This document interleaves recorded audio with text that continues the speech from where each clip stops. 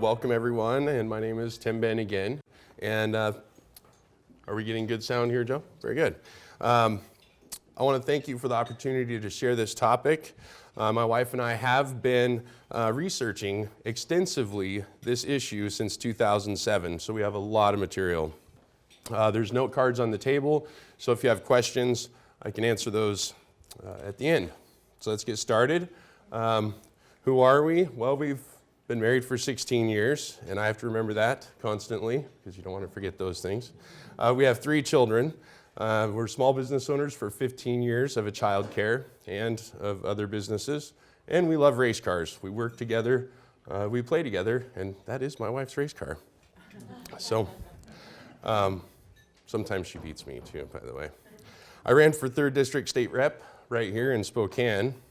Also, as Cindy mentioned, I'm a co-host on the radio program with Mike Fagan, and I wrote legislation to deal with onerous regulations in the state of Washington over the child care industry.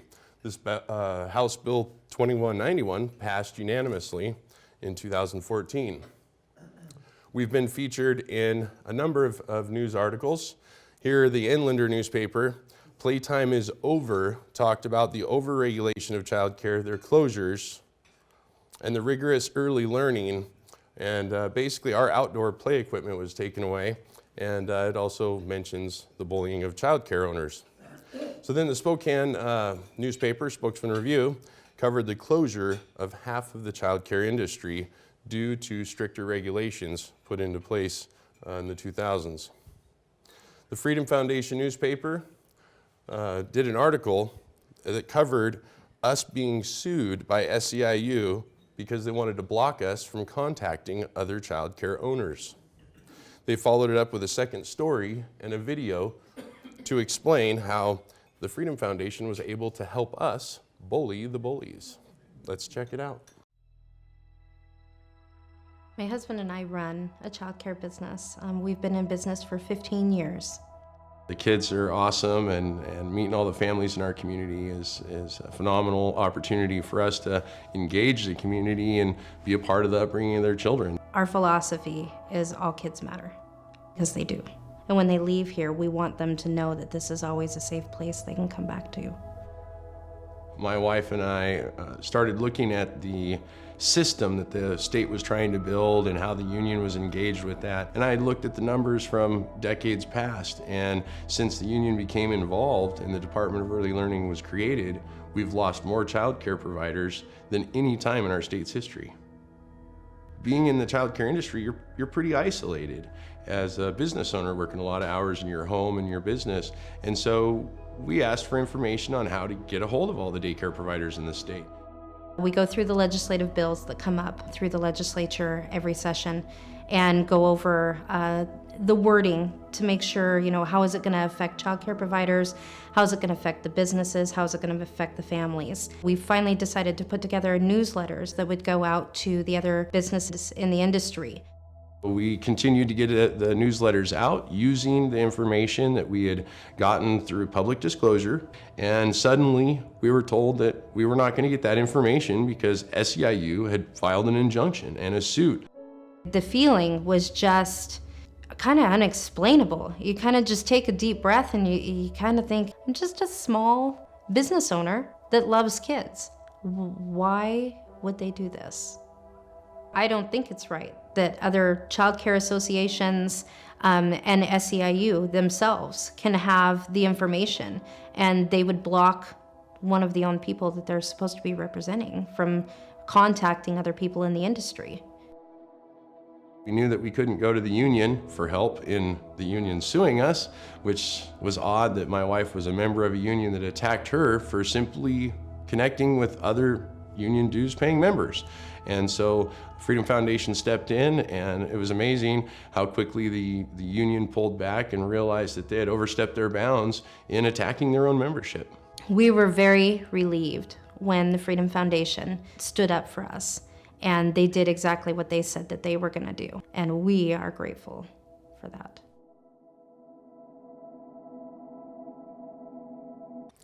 So it became our mission, and I believe we all have a calling and a mission. And after connecting and hearing from hundreds of providers from across the state, literally in tears, our mission was made clear to us and backed up with a few Bible verses. Amazingly enough, these Bible verses kept popping up at church, in my wife's daily devotions, and we even received an anonymous letter with the very same verses. It was a little creepy, but they kept popping up. The very same verses out of the whole Bible, all the verses, just these two. So the first one was Nehemiah 4:14 and 15. After I looked things over, I stood and said to the nobles, the officials, and the rest of them, don't be afraid of them. Remember the Lord who is great and awesome, and fight for your brothers, your sons, your daughters, your wives, and your homes. When our enemies heard that we were aware of their plot and that God had frustrated it, we all returned to his work. So we will start with who is responsible for selling your children and grandchildren's future, and that is the Department of Early Learning. What is the Department of Early Learning? Well, it was created in 2006. It was the first cabinet-level agency in the United States for birth to 5-year-olds. They are the enforcement and the regulator for family home child care and child care centers. They have statewide executive branch administrative code writing authority. It also controls and administers the Working Connections subsidy program that assists 36,000 families for child care services. Dell funds and operates the Early Childhood Education and Assistance Program, ECAP. That's the state-run program that competes with the private sector. What is the big issue and conflict in our state? The agency that regulates private child care also operates the state-funded free competition. How can the private sector compete with free? Well, it can't. So why was the department created, this Department of Early Learning, DEL? The actual legislation that created the department stated that the legislative intent was to increase access to child care services. Or was it? In an article written by Jamie Lund of the Freedom Foundation, he's the education analyst there, and he explains that the state is pressing child care into a monopoly mold. Jamie Lund is spot on in this article. He also points out the closure of the child cares and the lack of options for families. In order to usher in a full monopoly, the Department of Early Learning must create a shortage and a crisis to demand funding to fix the problem that they have been creating. We've personally experienced the overregulation and the bureaucratic takeover, which has caused a dramatic decline in childcare. In 1996, there was 10,600 licensed independent childcare businesses in the state of Washington. According to the survey, the Washington Child Care Survey, March of 2006, we see that it's declined to just 5,800. In November 2007, less than 5,000 remained. And as you see there, in September of 2014, the number has declined again to 3,800 private in-home child cares. According to the census, there are more children in our state today than there was in 1996. But obviously there's far less services in the private sector. So what we see in less than 20 years is that there's actually a loss of 6,800 private child cares. With overregulation, inconsistency in licensing, and the state has actually caused the largest decline in child care services in our state's history. So data proves that the real intent must have been that they were created to destroy the private sector businesses and create the shortage to implement a government-run birth to 5 system. In a recent debate, presidential candidate Carly Fiorina stated this, and she nailed it. Socialism starts when government creates a problem and then government steps in to solve the problem. This is exactly what's happened here. This next map here shows the decline of child care capacity just from 2009 to 2013 in commercial child care centers and in-home businesses. As you see, there is a loss in every county in the state except 3 of our 39 counties where the Department of Early Learning helped fund some of those services. So what's been hard to nail down is how many facilities have been funded by the state and by school districts. but we do know that they're popping up around the state, and here's a few examples.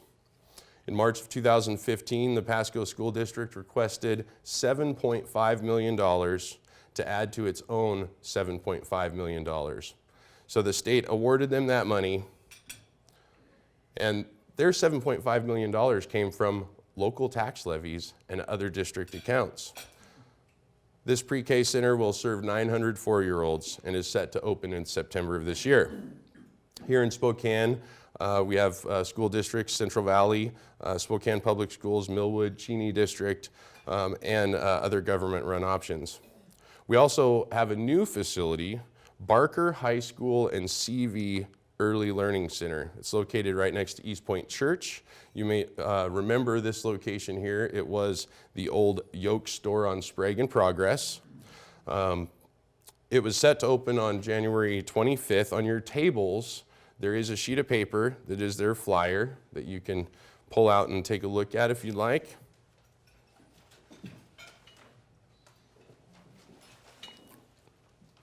So the facility outlines required car side service for all children.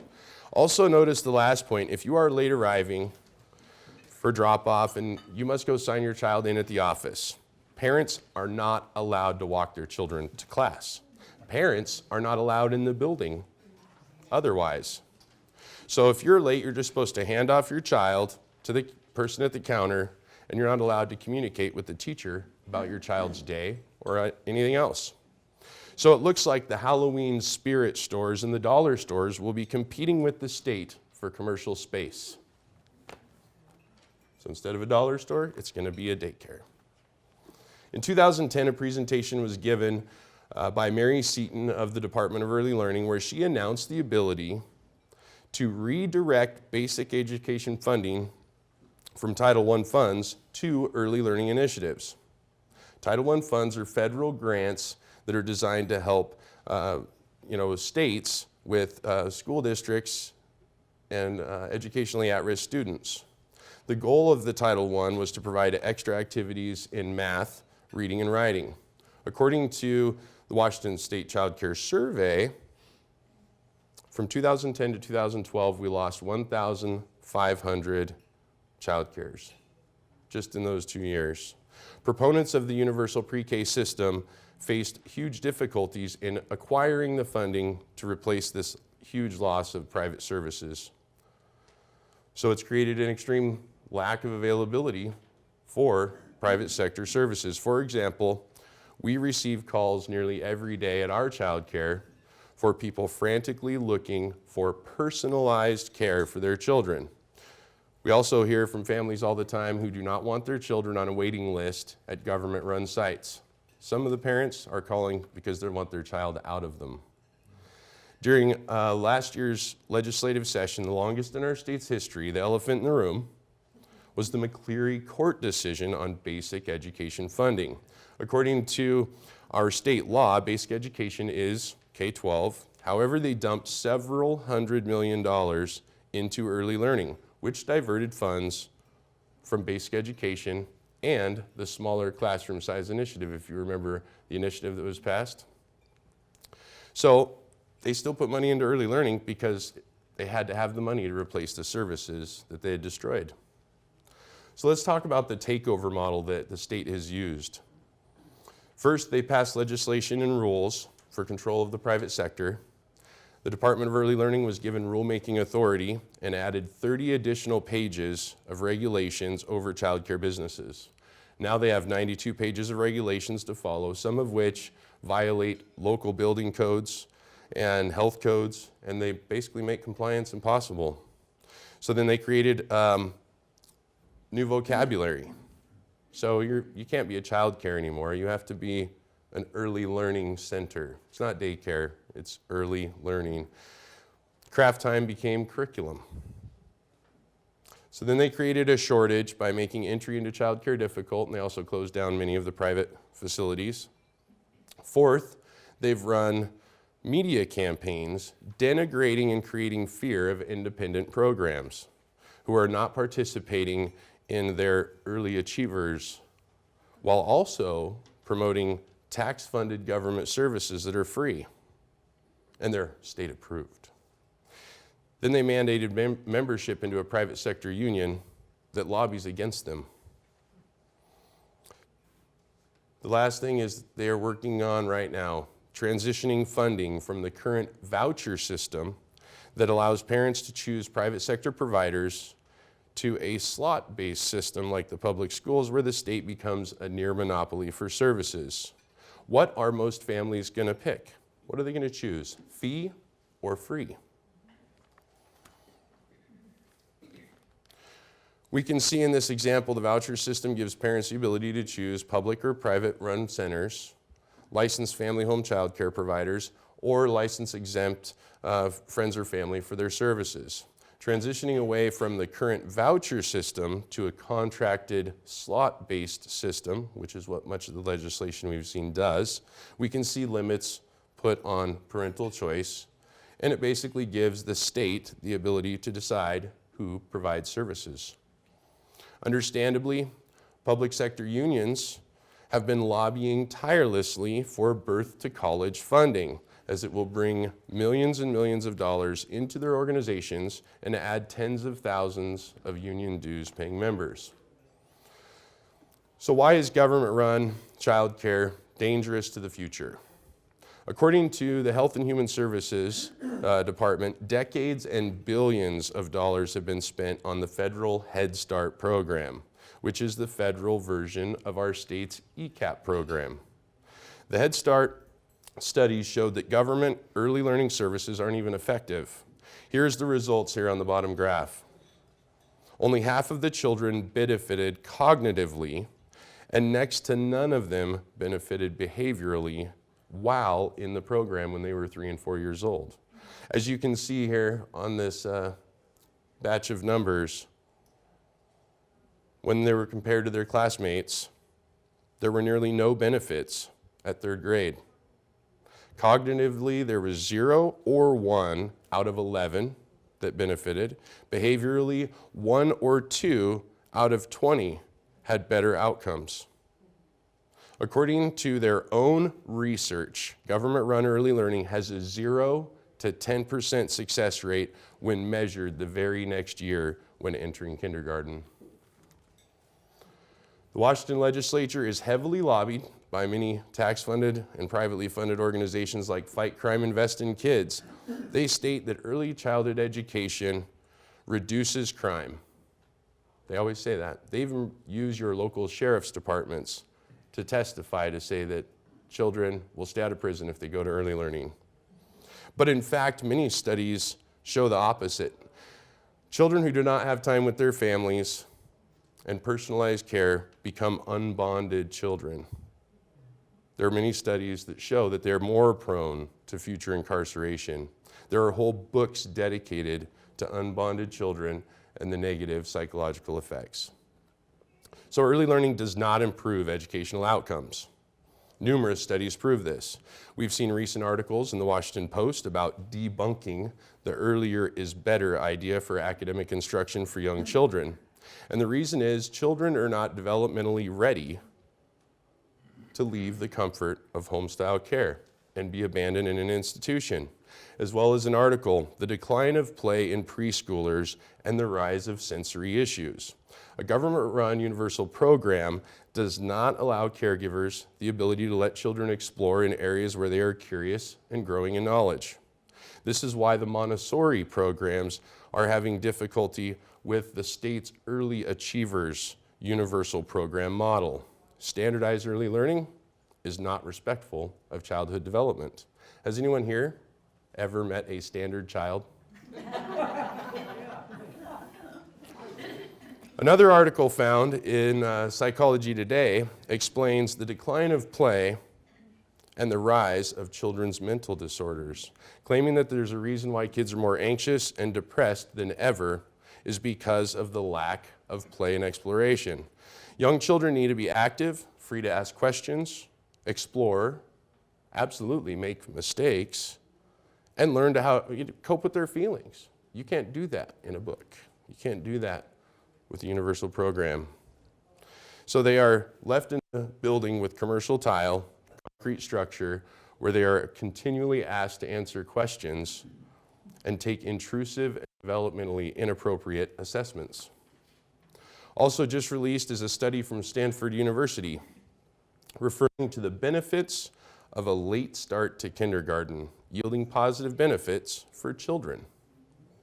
Washington State just decided to make kindergarten a full-day program.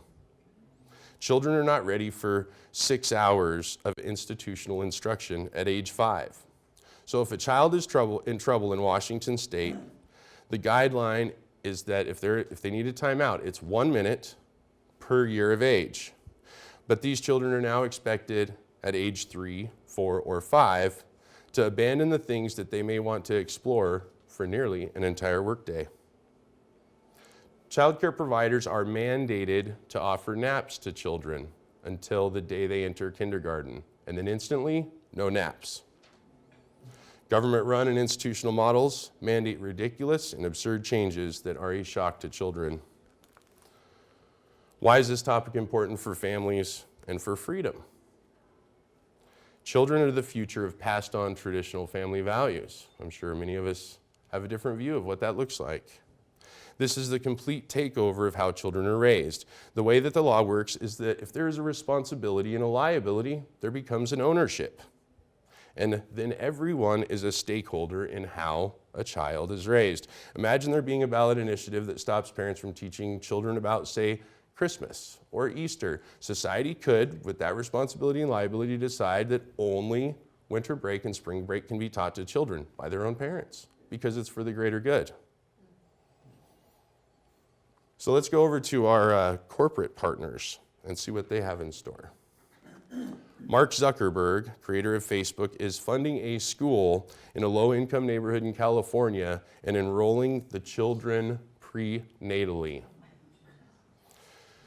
So here we have another one, the Electronic Frontier Foundation complaint against Google Chromebooks. They charged Google with collecting student data despite their privacy pledge.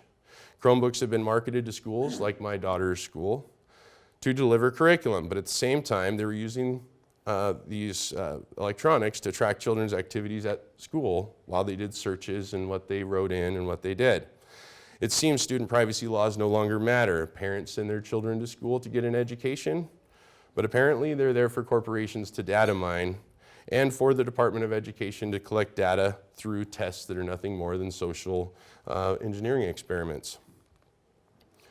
Large corporations and major media outlets are pushing to take parents out of the equation when it comes to what they see as human capital and their future workforce. Why should the parents raise the children for the first 18 years of their life when the state and large corporations can have control from day one? Remember Hillary Clinton's statement? Man, it's hard to say her name. Anyway, Hillary Clinton's statement, it takes a village. Well, MSNBC remembers that statement well.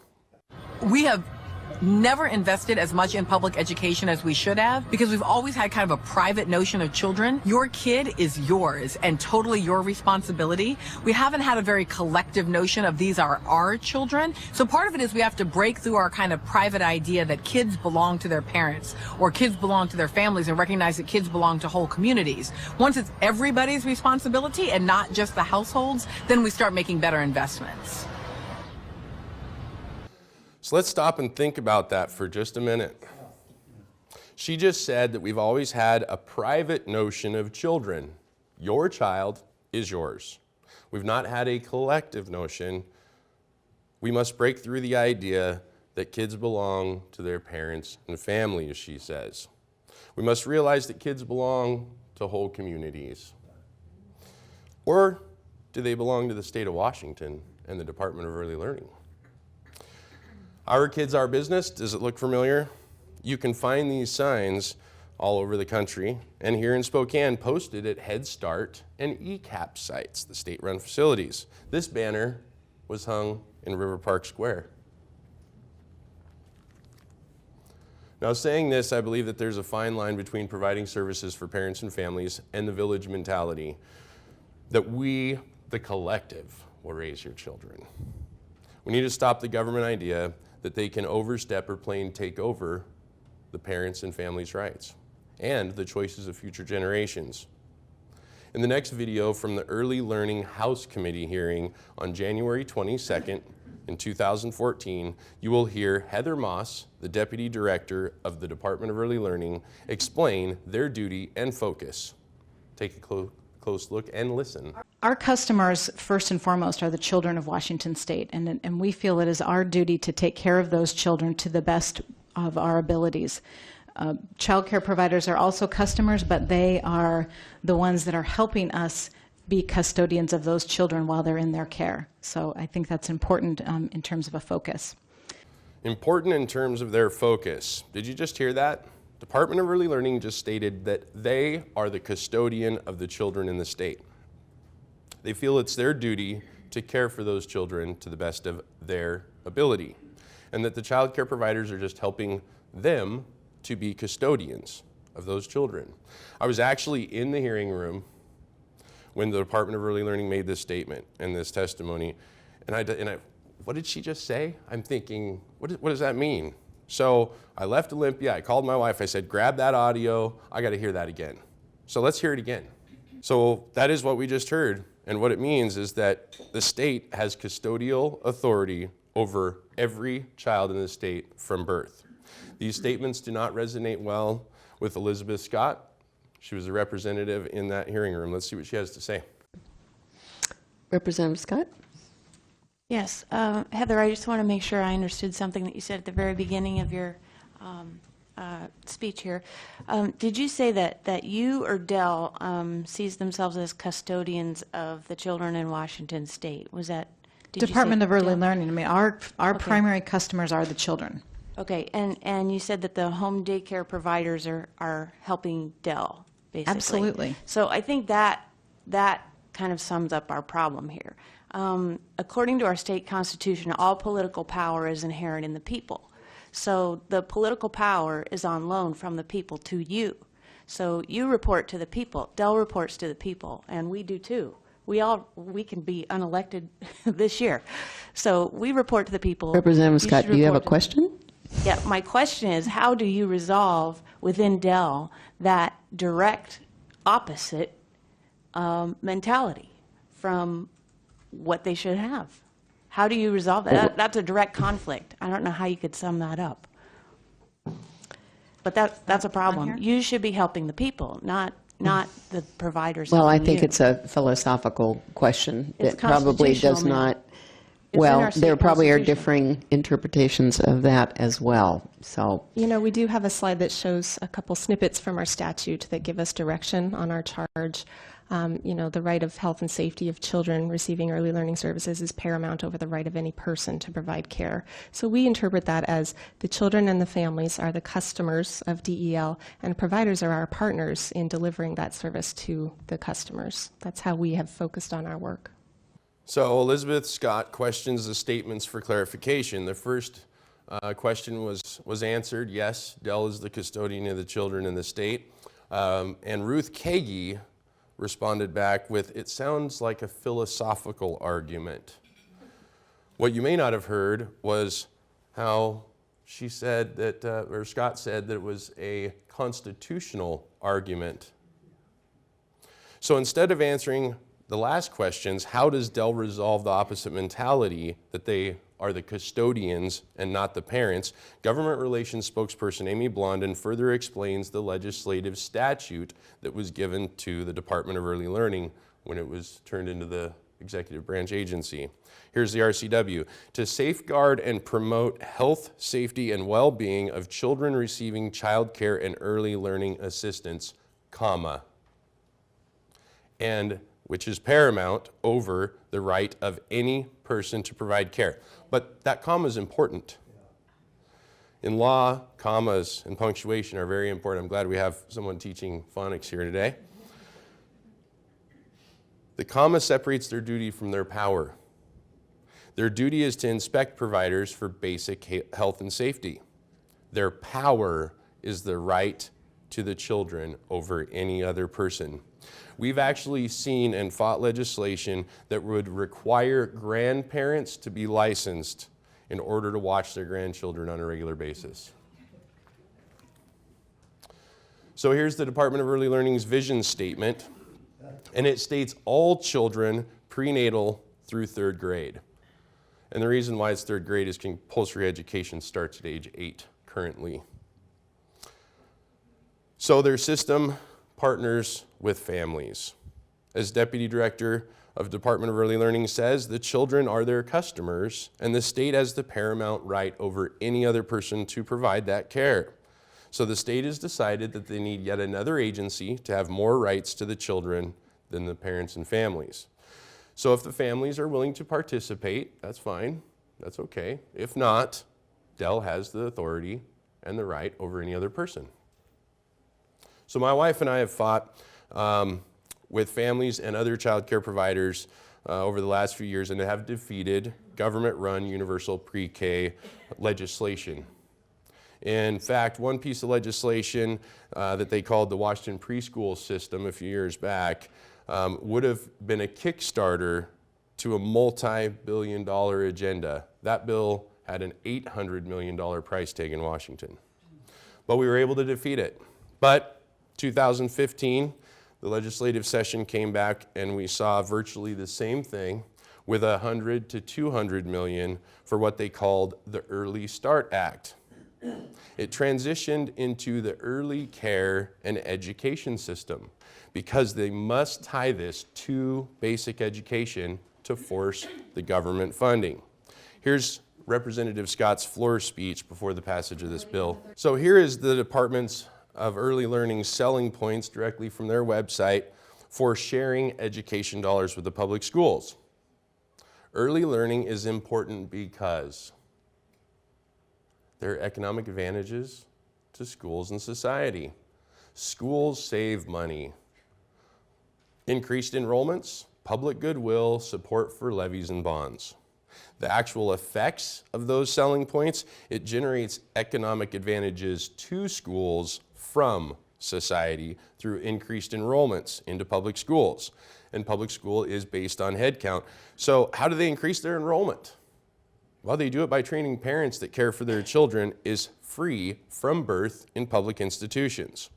Fewer parents will choose private school or homeschooling, therefore increasing public school enrollments, shutting down private child cares and private schools. Just as a side note, we've lost about 1,500 Catholic schools in our country in the last 5 years or so. So with public will and support for levies and bonds, this last point, do they mean public goodwill or do they mean public dependency on what they intend on creating as a near monopoly of services for working families? So those parents and their friends will be sure to vote and make sure everyone else is voting for school levies and bonds. It's for the kids. Does this seem like a political strategy perpetrated because of partnerships between the Department of Early Learning and OSPI, the public schools? Isn't it illegal for our state agencies to be involved in campaign strategies for tax initiatives that bolster their budgets? So we'll hit on the delivery method here. There's 3 areas of delivery. Early Achievers, the Early Start Act kicked off a lot of that, and Common Core, Baby Core, mandated curriculum. Early Achievers is a workforce development program designed to weed out the providers like us that will not fall in line with the one-size-fits-all curriculum and mandatory data tracking of the children and families. Part of the Early Start Act was mandatory enrollment into this Early Achievers program. I actually call it the Early Deceivers program because it's not really about the children. It's about the non-governmental organizations that operate the program for Dell at a cost of tens of millions of dollars. Technically, Dell cannot collect personal information on the daycare providers, their personal businesses, their finances, the children that they care for's medical records, and much other information, but their contractors can. The program is also designed to get the workforce ECE degrees, early childhood education, not early learning certificates, not child care engineer certificates, early childhood education. And why is that? Who has the constitutional mandate to fund education? The state taxpayers. Once birth to 5 early learning is fully considered education, it will be an entitlement program and have mandatory attendance from birth. With that mandatory attendance comes baby core mandates and curriculum. Looks like a happy kid there. What many of the small child care business owners don't understand is that the Early Deceivers program is designed to create a workforce to replace their business. So they and their employees are just merely part of a transition to a government-run system. The new director of the Department of Early Learning, his name is Ross Hunter. I'll give you a handout on him later, or my wife will actually. He has stated that the state does not need private child care. And Heather Moss, as you see earlier in the video, has made it clear who owns the children. So another aspect of the Early Deceivers program is that each facility participating signs a contract. That contract binds that child care provider to make changes to their business based upon what the recommendations of their coaches are. The Early Deceivers program staff, which are the coaches, visit the child care facilities, observe the business, the program, the operations, and then request you to make changes. And of course, you're forced to make those changes, or you'll receive a low rating and less incentive money. Got to dangle that carrot. These coaches have a purpose of worming their way into these facilities, convincing providers that their morals are not their values. And they actually put that in the training manual for these coaches, and they call it ghost busting. You need to put your morals aside and focus on the values of the program. It's in the training manual. So they're telling them you need to go to more trainings, more conferences. Providers are always learning, but are never seeing the big picture or the truth. While legislators continue to be deceived with phrases like, it's for the kids, or seamless education, they themselves continue being deceived. This is where that second Bible verse that kept on mysteriously popping up comes to mind. It's 2 Timothy 3, starting with verse 6. They are the kind that worm their way into the homes and gain control over women who are loaded down with troubles and are swayed by all kinds of desires, always learning, but never able to acknowledge the truth. While evil men and impostors will go from bad to worse, deceiving and being deceived. But as for you, continue in what you have learned and have become convinced of, because you know those from whom you have learned it, and how from infancy you have known the scriptures which are able to make you wise. But I suppose most won't know the scriptures, since no one's allowed to teach them the scriptures. 1 hour of Sunday school or 30 hours of ECAP. And I'm not saying that all the women are loaded down with troubles, but I mean, if you have the Department of Early Learning coming in, you probably are. So they're not swayed by desires necessarily either, other than those incentive monies, those bribes that are thrown at them. But they're spending all of their personal free time in classes, educational institution, always learning and being taught to work with children in ways that actually contradict their natural instincts, because that's the way it looks like to teach children now. Always being assessed. What is happening is these constant observations and required data collection on children and families for a state agency is actually taking them further away from quality time with the children. Meanwhile, our legislature continues to be deceived with phrases like, it's for the kids, or seamless education, as they continue to pass and fund policies and regulations that require attendance in early learning facilities for birth to 5-year-olds. But actually, that's not all. There's more. Not only are these coaches forced on childcare businesses, but one of the other requirements of the Early Deceivers program is mandatory home visiting. Each provider in the Early Deceivers program is required to schedule home visits with each family enrolled to observe their home life. Sounds innocent enough. Providers are also required to input notes from their home visit into the online database to be stored with the Department of Early Learning's website and on their files for future use. So Adele is not the only agency that has access to those files. Child care providers are also mandated CPS reporters, Child Protective Service. Since they're assessing your home environment, do you own guns? Are you affiliated with a certain group or religion? What does your home life say about you? Providers can make recommendations on family living. Are your parenting skills appropriate? Are your family beliefs and heritage acceptable to maintain custody of your children? How far away is the complete takeover of parental choice and private options?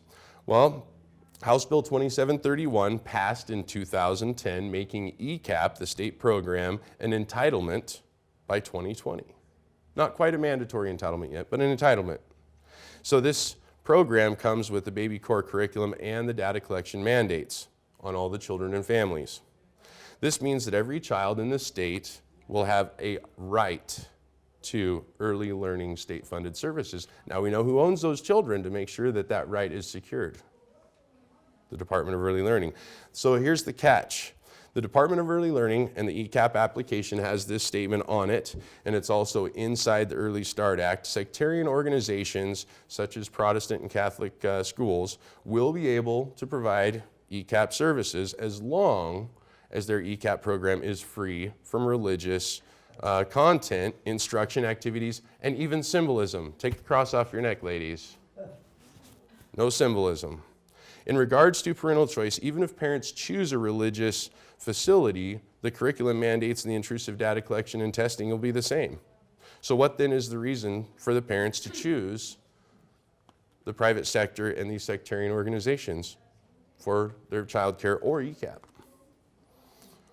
Published in the News Tribune in November of 2015, Ross Hunter, Director of Department of Early Learning, announced work to further align child care licensing standards with the state ECAP model.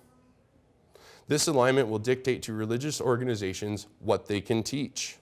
In order to comply with basic licensing standards, they must all be free from religious content, instruction activities, or symbolism, and participate in all the data tracking, just like the state-run facilities. So private schools offering birth to 5 programs and private child care programs will be the same. Another issue is the moral and societal ideas in the curriculum. How many religious schools do you think will be teaching humanistic and politically correct educational lessons, ones that maybe include 2 mommies and 2 daddies? By the way, any curriculum that the state approves has to be respectful of the transgender population and have no gender identifications in it. With that in mind, everybody knows this just happened. The Washington State Human Rights Commission just changed a law based on anti-discrimination and opened up all restrooms to the opposite sex, which includes churches and child cares. I call it the pedophile loophole. Child care facilities have already been encouraged to have multi-use bathrooms. As you see here, the boys and girls are using toilets right next to each other with no dividers. In this case, all they need to do is remove the gender-specific labels. I've sworn upon the altar of God eternal hostility against every form of tyranny over the minds of man. That's Thomas Jefferson. When government agencies control the inputs and outputs of children, birth and beyond, how will families continue traditions that don't fit the politically correct education that their impressionable 3-year-old is receiving in a mandatory education system? The monopolizing of education is tyranny over future generations. The massive data collection is being done so those in control of the content will be able to analyze the differences and effects of those educational inputs in a centrally controlled system and then make changes as they think society should change. Just a few months ago, there was an early learning summit here in Spokane. It was called State of Children and Families. One of the speakers told the group that one of the major barriers to successful early learning programs is that parents still have too much time to influence their children. Also, there was a handout. This handout is talking about the idea of human capital. It's called the Heckman Equation Project. When Professor Heckman presents his research on economics of early learning in childhood to policymakers and advocates, one question is often asked. If we had X dollars to invest in reducing inequality and promoting human capital development, where should we invest it? When discussing human capital, the real issue of controlling people from birth is to change their morals and values. If the subjects, those children, if the subjects believe that their personal life, their family, their religion, things like that, it's their main priorities, then they do not see that the state and large corporations want to be the main stakeholders in their economic existence. So let's take a look at the quote from the former Secretary of Education, Arne Duncan. Hopefully someday we can track children from preschool to high school, from high school to college, college to career. With that being said, let me introduce you to our state's data system. So I'm going to be brief on this because it's a massive system. It's called the P20 data system. P20W stands for Washington. The purpose is to track all documented inputs and outputs of every single child in the state, and it's designed to go far beyond education. Let's look at their recent data initiatives. Multi-state data exchange project, so that, the government, every state can do the same thing. State need grant studies, state-funded preschool evaluation, that's all the testing your little preschooler gets to have. Invest database, so what are they investing in each individual student? Roadmap project, student transitions info project, and Department of Corrections research. That seems to fit with 2- and 3-year-olds. And many more. And many more includes medical information, mental health history, family history, cultural backgrounds, maybe your voting record of your parents, I don't know.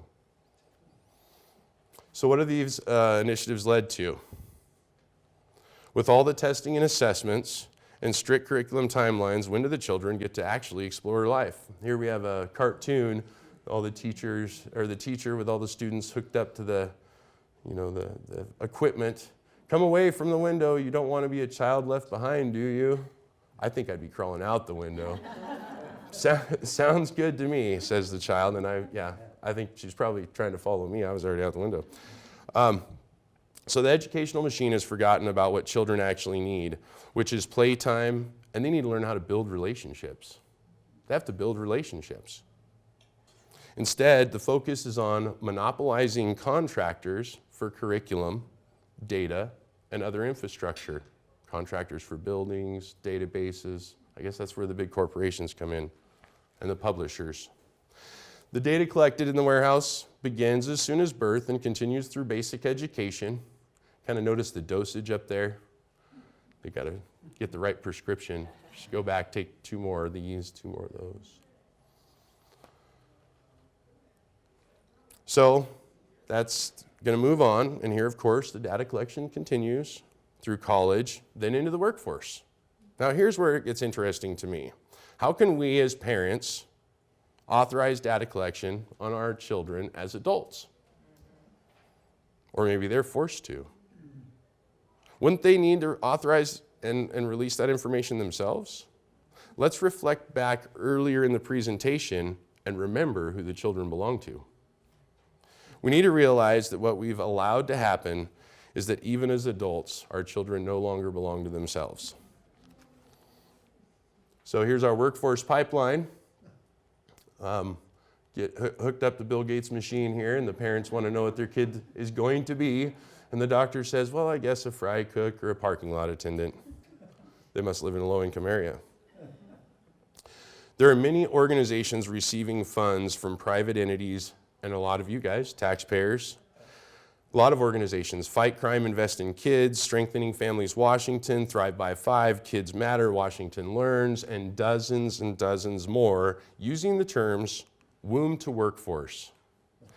Another one they like to use is cradle to career systems and support. So we'll just move right on to the tracking model. This is the current P20 data components. And as you can see, this is just right off the state's website. It's a complex network showing how information will be tracked and analyzed on these children. So this is just a small portion of what the state already has in the works. In the top left, you see ECAP, the state-run Birth to 5 system. So I don't want to get into too many details because, as you can see, there's a lot of stuff there they want to know about your children. So take a look at the far right column labeled Other. You see labor and industries, apprenticeship programs, and then the big blank section for things that they either don't want to tell us about on their website yet or things to be decided later. Then look at the bottom section on the left.